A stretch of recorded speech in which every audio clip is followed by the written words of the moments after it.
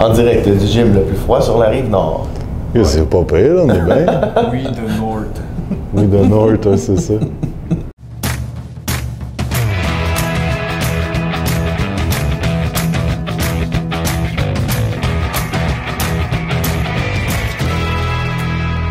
Salut tout le monde, bienvenue au podcast Quantum. Ici Jacob, Frank et PA. Continue. Salut tout le monde, bienvenue au podcast Quantum. Aujourd'hui, je suis en compagnie de Coach Frank et Coach PA, que vous avez vu dans le dernier podcast, que vous avez vu sur tous les réseaux. Et je voulais qu'on fasse un podcast, la fin de 2019 arrive. Et je voulais qu'on fasse un petit résumé de chacun, qu'est-ce qu'on a appris, qu'est-ce qui a fait une différence dans notre pratique en tant que coach cette année. Donc, Frank, tu veux-tu commencer? C'était quoi je pense pas qu'il y ait une grosse chose, mais qu'est-ce qui a fait une différence cette année dans ce que tu as appris? Qu'est-ce qui a fait une différence cette année dans ce que j'ai appris? Je te dirais que cette année, au niveau de tout ce qui est formation, je me suis plus concentré sur tout ce qui est formation en ligne. Je suis allé beaucoup dans des formations en ligne, puis je me suis rendu compte que d'en faire 4 en même temps, c'est pas une bonne idée. Parce que tu n'avances pas. mais ouais, c'est beaucoup dans les formations en ligne, mais ce qui a beaucoup changé dans ma pratique cette année, c'est depuis tout récemment, en fait, c'est la fin de l'année, c'est le début des évaluations. Ça a beaucoup changé mon approche avec les clients, puis autant au niveau des privés que seulement des clients que j'ai en privé, que des clients que j'ai en évaluation. Ça a bien gros changé comment je travaille avec eux autres, comment j'écoute mon client, comment j'essaye de saisir dans le fond la situation, puis de assess une situation dans le fond vraiment. Ça a été quoi, mettons, les choses? Qu'est-ce que tu as vu en évaluation qui a fait en sorte que tu as changé certaines affaires? Écoute, j'ai vu des facteurs limitants. J'ai quand même vu beaucoup de facteurs limitants. J'ai vu du monde qui ont des blessures aux genoux. J'ai du monde qui ont eu beaucoup des opérations majeures, des trucs comme ça. Fait que ça m'a quand même apporté à repenser un peu comment j'allais les faire, leurs entraînements, etc. Puis, ça m'a aidé beaucoup avec les clients que j'ai juste en privé, comme hey, OK, si tu as une blessure ou non, tu as une douleur là, OK, on va changer certaines affaires parce que j'ai déjà vu des cas similaires où c'était des cas plus avancés, si on veut, puis je peux le corriger d'avance. Je peux vraiment prendre les précautions avec ça. Ouais, je pense que c'est intéressant parce que c'est beau avoir toutes les formations du monde, mais si c'est vraiment en application, puis à force d'en faire, que tu vois certaines affaires, puis tu fais une certaine corrélation. C'est beaucoup de l'expérience terrain, je pense, qui vaut vraiment la peine. Oui, des formations, c'est important. C'est super important, puis comme j'encourage n'importe qui à en faire, autant trainer que des gens qui s'entraînent juste pour le fun. Là. Mais de l'expérience terrain, je trouve que ça a pas son comparable en tant que tel, en entraînement vraiment. Là. Parce que tu vois de tout, tu vois des situations que tu n'as pas vues en formation. Puis quand c'est en dehors de ton champ de compétences, évidemment, tu réfères ou non, tu vas chercher de l'aide à l'extérieur. Mais tu sais, quand c'est sur le moment puis que tu es capable de l'aider, puis ça te demande juste un peu de réflexion, tu fais comme OK, mais comment est-ce que je prends l'information que j'ai, comment est-ce que je la traite, puis qu'est-ce que je fais avec ça par après? Oui, parce que c'est beau, t'as beau avoir toute la théorie du monde si t'es pas de l'appliquer, puis si t'es pas capable de comprendre les différences que tu vas avoir puis de faire des liens. Des liens logiques entre les affaires, ça marchera pas. Et là, toi? Tu gères en premier? C'était bon ce qu'il a dit, moi. C'est bon, ça.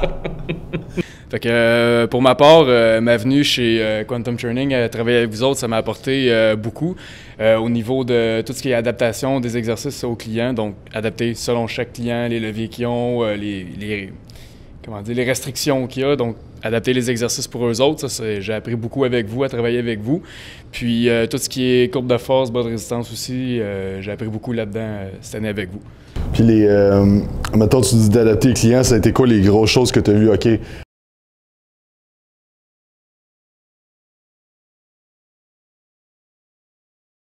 C'est vraiment du cas par cas. T'sais, mettons, avant, je savais comment exécuter bien un exercice, on va dire. Mais là, je me suis rendu compte que pour certaines personnes, bien exécuter un exercice, c'est pas nécessairement comme moi. Donc, c'était vraiment d'adapter à chaque personne, puis selon où est-ce qu'ils sont dans leur progression. Donc, quelqu'un qui commence, puis quelqu'un qui est avancé, c'est complètement différent. Au niveau du recrutement musculaire, ça aussi. Donc, c'est pas pareil. C'est pas mal ça que... C'est ça. Puis, au niveau des profils puis des bras de résistance, ça t'a amené quoi comme... Ben, la compréhension des exercices aussi, ça m'a apporté ça aussi. Donc, quand, mettons, on va dire, un client sent pas bien un exercice ou il a de la misère à l'exécuter, ben, ça m'a amené à réfléchir par quel exercice je pourrais le remplacer qui va aller travailler, mettons, la même portion. Donc, en portion étirée, en portion contractée, des trucs comme ça. Ça m'a aidé beaucoup là-dedans. Good. C'est pas mal ça? C'est pas mal ça. J'ai tout donné. Tout donné. Drop the mic, man. Boom. OK. Tu es d'accord? Moi, la grosse affaire, je pense que ça vient avec la formation N1. Tout ce qui est adapter les profils de résistance avec les stimuli d'entraînement, fait que tu fasses d'entraînement neural, métabolique ou mécanique, où tu veux faire du dommage musculaire, mais il y a certains exercices qui visent différentes parties du profil de résistance qui vont être mieux dans certains cas. Comme si tu fais de l'entraînement métabolique, tu es mieux d'aller faire des tempos qui sont plus métaboliques, comme des concentriques plus lents ou des squeezes en position contractée, puis des exercices qui surchargent la partie contractée aussi parce qu'on sait que la demande métabolique est plus grande. Et aussi, quand on veut viser un stress d'entraînement, bien, on est mieux de focusser sur une chose à la fois, un peu comme Frank avec ses formations, mieux de focusser sur une chose à la fois. Focusser sur une à la fois. Mais c'est ça, donc si tu fais la méthode Bazooka qu'on a déjà parlé, que tu veux faire du stress mécanique, du stress métabolique puis du dommage musculaire dans le même workout, ben comme un bazooka, tu vas détruire tout, mais tu ne seras pas précis dans ce que tu vas atteindre, puis ça va te demander plus de récupération. Et pour certaines personnes, pour 90% du monde, ça va être trop dur à récupérer. Donc, si tu vises une chose, puis tu joues au sniper un peu plus qu'au bazooka, ben, tu vas être plus précis, tu vas voir qu'est-ce qui marche avec tes clients, puis tu vas avoir les meilleurs résultats, puis tu ne vas pas dépasser sa capacité de récupérer. Donc, j'aime imaginer que tu as un certain... Si on met une échelle ici, que ça, c'est ta récupération tu es capable de faire.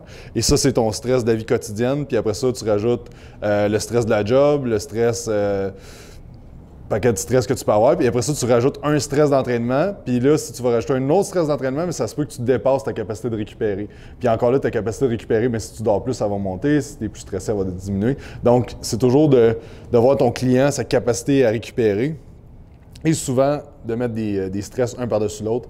C'est pas ce qui est idéal. Puis ça vient regarder un peu qu'est-ce que la plupart du monde, qu'est-ce qu'ils font, ils regardent qu'est-ce qu'ils font leur bodybuilder préféré, puis ils font ça.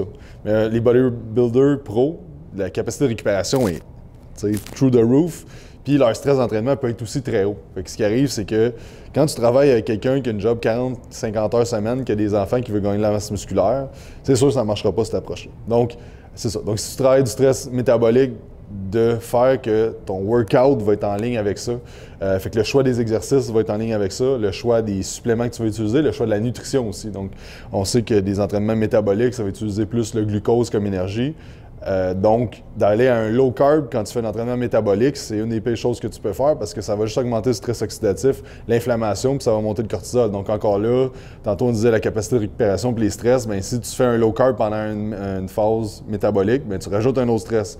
Donc, c'est vraiment de focusser sur ces trucs-là. Si on va avec un entraînement plus de dommages musculaires, bien, prendre des pauses dans les positions étirées, choisir des exercices qui surchargent la position étirée, faire des excentriques lents, ça va faire du dommage musculaire. Puis un matin, je suis tombé sur une étude que le gars il comparait des types d'entraînement puis les temps que ça prend de récupérer. Puis le dommage musculaire, c'est lui qui après, il appelle ça le repeat bout effect, quelque chose dans le même.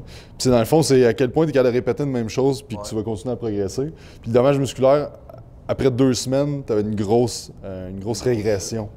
Donc, si tu utilises un entraînement en dommage musculaire, 2 à 3 semaines, ce serait le maximum que tu l'utiliserais. Donc, tout dépendamment de chaque personne, bien sûr. Là. Ouais. C'est clairement du monde qui serait capable de le tenir 3 semaines à 1 mois, aussi rare qu'il soit. Puis t'as clairement du monde qui a juste 1 semaine, c'est fini. Exactement. Fait que là, ça se demandait, OK, il y a du monde qui font du dommage musculaire non-stop dans leur année, tu sais. Ouais. Puis qu'on peut dire que, tu sais, selon les recherches, encore là qui veulent pas tout dire, ça dure pas trop longtemps. Donc encore là, quand tu sais qu'est-ce que tu vas aller travailler dans ton plan d'entraînement, tu es capable de soit aller lire sur des recherches sur ce style d'entraînement-là et pouvoir adapter, tu sais, si tu fais du dommage musculaire, tu vas avoir une demande en récupération qui va être un petit peu plus grande. Donc, prendre des suppléments d'antioxydants, des suppléments qui vont aider avec l'inflammation, monter tes oméga 3, monter peut-être tes protéines aussi, ça va être bénéfique. C'est ça. Donc, tu sais, plus expliquer ça. Puis au niveau de la périodisation aussi que...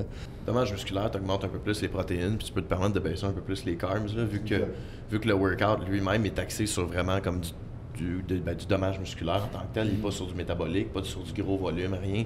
Fait qu'à ce moment-là, tu peux te permettre d'avoir une phase Contrairement à tantôt, ce qu'on parlait de métabolique, avec moins de glucose, un peu. Là. Exactement. La demande en glucose est moins élevée, puis souvent le volume est plus bas.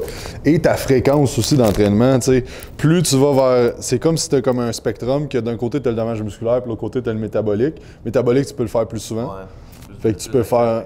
C'est ça, ta fréquence par groupe musculaire est grande, puis plus tu vas dans le dommage, plus ça a besoin d'être espacé. Fait qu'un bro split, ça serait bon avec un dommage musculaire, puis un full body workout, ça serait bon avec un métabolique. Tu sais. Mais en même temps, je pense que le métabolique en tant que tel, c'est juste parce que c'est surtout plus facile de remplir tes muscles de glucose que de réparer du dommage, que de réparer du tissu. Là. Exactement. Peu importe c'est quoi ton alimentation, je pense que ça va toujours être ça. Là. C'est toujours plus facile de remplir tes réserves de glycogène. Là. Ça se fait en dedans de la journée, en fait. Là. Exactement. Fait que c'est gros ça. Puis dans la périodisation aussi, si jamais vous avez écouté les trucs que j'ai déjà parlé là-dessus ou vous êtes venu faire nos formations, je travaillais beaucoup avec la périodisation ondulatoire. Puis là, avec les principes de N1, puis que ça me porte à comprendre, dans le fond, c'est que là, je périodise plus avec les stress d'entraînement, justement, de OK, ben si on a fait, comme avec PA récemment, ce qu'on a fait dans son entraînement, c'est qu'on a commencé avec une phase avec un peu plus de dommages, que tu avais un tiré à l'échec musculaire, des hits, volume très, très bas. Puis là, on a progressé le volume pour 3 mois, je crois. Et là, dans le fond, on a fait une augmentation graduelle de volume. Fait que les stress d'entraînement ont passé de dommages musculaires à mécanique, puis mécanique métabolique, un genre d'hybride à la fin. Et là, on a tombé dans un déload de volume avec une phase métabolique, mais systémique, donc tout le corps au complet, avec pas d'échec musculaire. Donc, c'est des repos incomplets. Puis ce que ça fait, c'est que ça va nous permettre de resynthétiser tout ce qui est mécanique, donc tout ce qui est plus entraînement d'hypertrophie, puis ça va diminuer l'inflammation. Puis là, on va recommencer avec une progression. Fait d'y aller un peu plus progressif au niveau des stress d'entraînement, puis de passer d'un à l'autre graduellement, plutôt que de faire ondulatoire des gros changements. Si tu travailles des techniques d'hypertrophie, je pense que c'est un peu plus intéressant. Mais encore là, si tu veux développer de la force ou plus athlétique, ou je pense pour monsieur, madame, tout le monde, c'est ce que je veux dire, pas un petit PA qui a gagné les championnats provinciaux. Non, mais tu sais que ça fait longtemps que tu fais du bodybuilding, puis tout ça, c'est différent que tu sais, des clients qu'on a qui veulent gagner la masse, qui ça fait 3 ans qu'ils s'entraînent. Donc c'est pas mal ça que j'ai appris cette année. C'est bien, c'est bien. C'est complet. Oui, c'est complet. Bon. Fait que c'est ça. Guillaume? Yeah! Viens ici, Guillaume. Ah oui. Guillaume, ça va être ta première apparition au podcast. Je m'attendais pas à ça. T'attendais pas? Toi, Guillaume, pas obligé d'être sur l'entraînement. Dans la vie en général. Ben, dans la vie en général, j'ai appris beaucoup à faire confiance à moi-même puis d'arrêter d'écouter les autres personnes. Parce que sinon, tu fais juste te poser des questions toute ta vie puis tu fais jamais aucune action. C'est bon, ça? C'est excellent. Ou tu m'écoutes, par exemple, quand je te demande des enfants? Aussi, côté personnel, j'ai fait quelques projets que j'ai développés. J'aime beaucoup apprendre, montrer des choses aux autres. Puis, tu sais, même si vite comme ça a l'air à servir à rien, tu sais, des fois, les rebounds qu'on a des autres personnes, c'est pas vraiment positif, mais je pense que de continuer à faire ce que t'aimes, ça finit tout le temps par payer au bout de la ligne, tu sais. Exact. Je pense sortir de ta zone de confort aussi, t'as fait beaucoup. Ouais, vraiment. Cette année. Écoute, j'ai vraiment sorti de ma zone de confort, juste de quitter ma job précédente, puis de venir chez Quantum, faire ce que j'aime, puis participer à un podcast. ça sort de la zone de confort, hein, PA? T'en as fait pas mal, Crime. Je t'ai vu faire des vidéos sur Instagram. Ouais, c'est ça. J'ai commencé à coacher aussi quelqu'un en ligne. Tu sais, au début, je me posais beaucoup de questions à moi-même. Je peux-tu faire ça? J'ai pas assez de connaissances pour faire ça, mais je l'ai fait quand même. Puis je me trouve bon finalement. Puis je vois des fois d'autres choses ailleurs. Puis tu sais, je me dis, il est pas meilleur que moi finalement. Il faut partir à quelque part. Puis continuer d'y croire, tout simplement. Tu sais, dans le fond, Une affaire que le monde, des fois, il oublie, c'est que tu n'auras jamais toutes les connaissances du monde. Puis comme on l'a dit tantôt, Jacob, tu as bien beau avoir toutes les connaissances au monde, si tu n'es pas capable de les appliquer, ça marchera pas. Puis ce qui arrive, c'est que si tu te retiens tout le temps à dire OK, mais j'ai pas les connaissances pour faire ça, ben c'est plate, mais tu commenceras jamais. Tu le feras jamais. Puis peu importe le domaine. Peu importe c'est quoi le domaine, tu le feras pas. Ça arrivera jamais. Ça n'aura jamais lieu. Tu te dis tout le temps je suis pas assez connaissant pour le faire. Si tu te limites avec ça, ça marchera jamais. Ouais, puis la meilleure expérience, comme tu disais, c'est sur le terrain qu'on va chercher. Vraiment, il n'y a rien qui... Tu sais, dans les formations, tu apprends quoi? Tu retiens 10% de qu'est-ce que... Une formation d'une fin de semaine de 16 heures, ben... Tu retiens 4 heures, peut-être, maximum. À part Frank, il retient à peu près 17 heures. À part moi, là, qui n'a aucune raison. C'est ça. De sages paroles. Alright, fait que c'est tout pour cette année, c'est le dernier podcast de 2019. Donc, on veut vous souhaiter une bonne année, plein de succès, plein de tout ce que vous voulez. Ben des gains dans la prochaine année. Et c'est ça, n'oubliez pas de faire un 5 étoiles sur iTunes, d'aller liker sur la page YouTube, de vous abonner, faites la petite clochette, comme ça vous n'allez rien manquer.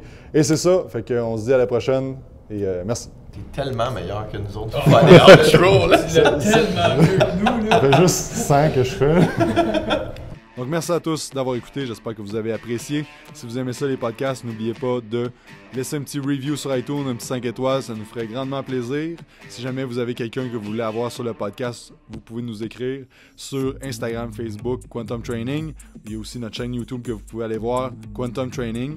Et aussi, pour ceux qui écoutent le podcast, vous avez 20% de rabais sur le site beliefsupplement.com avec le code Quantum20. Si vous voulez un shaker incassable en acier inoxydable, pas de BPA, l'excellente compagnie Mana Apparel vous offre 15% de rabais avec le code Quantum15. Sur ce, passez une excellente journée et on se dit à la prochaine.